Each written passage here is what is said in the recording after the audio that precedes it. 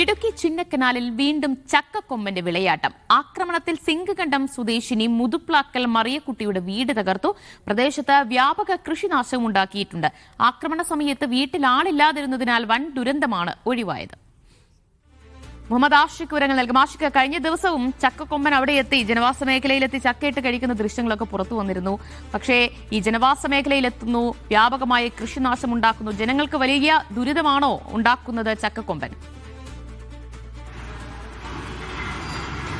തീർച്ചയായും ദിവ്യ, ആ നിലയിൽ തന്നെയാണ് ചക്കക്കൊമ്പൻ ജനവാസ മേഖലയിൽ ഇറങ്ങുകയും പ്രദേശവാസികൾക്ക് വലിയ ദുരന്തമുണ്ടാക്കുന്ന സ്ഥിരം സംഭവമായിരിക്കുന്നു എന്നുള്ളതാണ്. ഇന്നലെ രാത്രിയാണ് സിംഗകണ്ഠത്ത് ചക്കക്കൊമ്പൻ വീണ്ടും എത്തിയത്. 87-കാരിയായ ഒരു വയോധികയുടെ വീട് പൂർണ്ണമായും തകർത്തു എന്നുള്ളതാണ് ഇതിൽ ഏറ്റവും ദാരുണമായ സംഭവം. മേഖലയിൽ വ്യാപകമായി കൃഷിനാശവും ഉണ്ടാക്കിയിട്ടുണ്ട്. ഏലത്തോട്ടം, ഏതാണ്ട് ഏക്കറുകളോളം ഏലത്തോട്ടം ചക്കക്കൊമ്പൻ നശിപ്പിച്ചിട്ടുണ്ട് എന്നുള്ളതാണ് അവിടുത്തെ നാട്ടുകാർ നമ്മളോട് പറയുന്നത്. ഇന്നലെ രാത്രി മറിയക്കുട്ടി എന്ന് പറയുന്ന സിംഗകണ്ഠം സ്വദേശിനിയുടെ വീടാണ് ചക്കക്കൊമ്പൻ തകർത്തത്. മറിയക്കുട്ടി ഈ സമയത്ത് വീട്ടിലുണ്ടായിരുന്നില്ല എന്നുള്ളത് വലിയ ആശ്വാസകരമാണ്. മകന്റെ വീട്ടിലേക്ക് മാറി താമസിക്കുകയായിരുന്നു മറിയക്കുട്ടി. പക്ഷേ ആ വീട് പൂർണ്ണമായും തകർത്തിട്ടുണ്ട്. ദൃശ്യങ്ങളിൽ നമുക്കത് കാണുവാൻ കഴിയും. ചക്കക്കൊമ്പന്റെ ശല്യം ഈ കഴിഞ്ഞ ദിവസങ്ങളിലായി സിംഗകണ്ഠം മേഖലയിൽ, സൂര്യലി സിംഗകണ്ഠം മേഖലയിൽ അതിരൂക്ഷമാണ് എന്നുള്ളതാണ്. ആ മേഖലയിൽ തന്നെയാണ് കഴിഞ്ഞ ദിവസം സ്കൂളിൽ കുട്ടികളെ കൊണ്ടാക്കാൻ പോകുന്നതിനിടയിൽ ഒരു യുവതിയെ കുട്ടികളുടെ കൺമുമ്പിൽ വെച്ച് ആനക്കൂട്ടം ചവിട്ടി കൊലപ്പെടുത്തുന്നത് എന്നുള്ളതാണ്. ഇത് ഈ മേഖലയിൽ, സൂര്യനെല്ലി സിംഗകണ്ഠം മേഖലയിൽ കാട്ടാന ശല്യം പരിഹരിക്കുവാൻ വേണ്ടി ശക്തമായ ഇടപെടൽ ഉണ്ടാകണമെന്നുള്ള ആവശ്യം നിരന്തരം ഉയരുന്നുണ്ടെങ്കിലും